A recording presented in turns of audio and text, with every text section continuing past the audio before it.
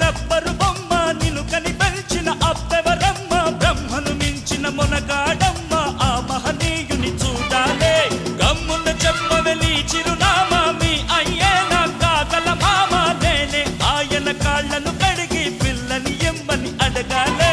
బొమ్మను ముంచకే వంపుల పాప అమ్మమ్మో కళ్ళను చూస్తే కాళ్ళే వణికి కాళ్ళను చూస్తే కళ్ళే తిరిగి ఏమైపోతామో మత్తులు రేపే మహారాణి